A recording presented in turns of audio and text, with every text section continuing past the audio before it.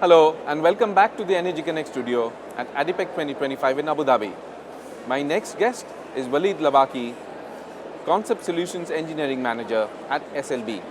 Walid, it's such a pleasure to have you in the studio with us. Thank you for having me. It's great to be here. Walid, to start off, what are the main drivers of facility debottlenecking demand? Actually, there's several drivers. Of course, first and foremost, there's the unprecedented increase in water cuts. This is leaving traditional facilities having to deal with increased volumes compared to what they were designed to treat. There's also increased regulatory requirements that has been asking for the facilities to upgrade their treatment. And of course, there's the great limitation when it comes to designing and implementation these facilities. So they end up taking a long time, and usually by the end of it, when the facility is finally ready to go, it has to deal with a different inlet than it was supposed to design.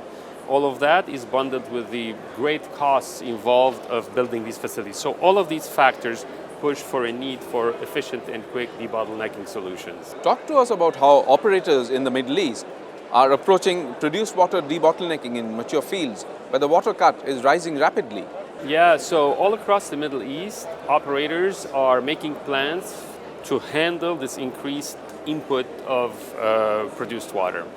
The lucky ones, they're having to tap into their spare capacities, but on a more regular basis. Others have adopted for modular and fast deployment of debottlenecking solutions that complement their permanent trains. But also there's a third category of operators which have to dispose of this produced water, unfortunately, instead of repurposing it, just because of the lack of capacity. Now, when it comes to brownfield debottlenecking, OPEX and CAPEX are critical factors.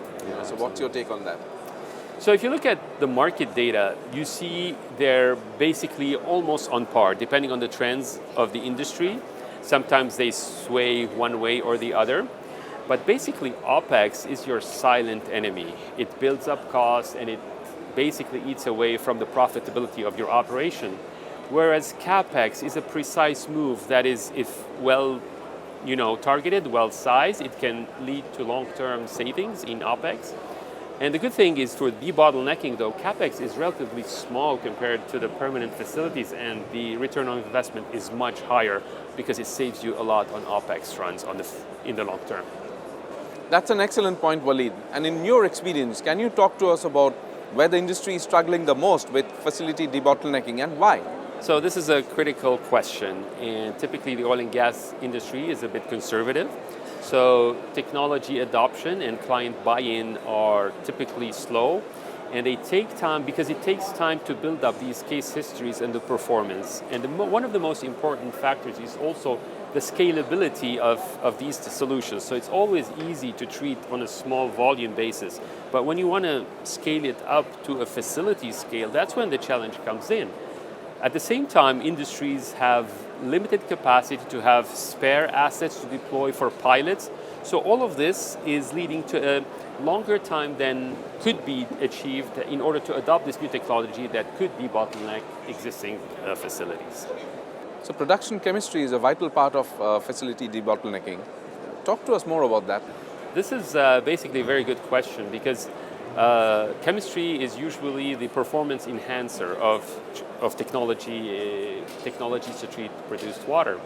And basically we are seeing increasing demand for combos of chemistries to enhance the performance, to ease injection, because the end product for the water is to be injected in the reservoirs.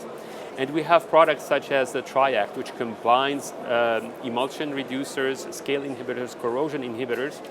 And traditionally, this overcomes the problems that we used to face with leftovers from the oil chemistries into the water train that used to be very hard to separate. So nowadays, we're making improvements in addition to the biocides and the iron sulfide removers. So all of this leads to a smoother operation, and it lowers the injection pressures of the water in the reservoirs. Walid, thank you so much for joining us today at the Energy Connect studio and for decoding the mysteries of the debottlenecking industry. Thank you very much for having me. Always a pleasure to be here. Thank you very much. Thank you. That was Walid Labaky, Concept Solutions Engineering Manager at SLB. For more conversations like this, log on to energyconnect.com. And don't forget to follow us on social media. We'll be back soon with another studio interview from ADIPEC 2025. Until then, goodbye.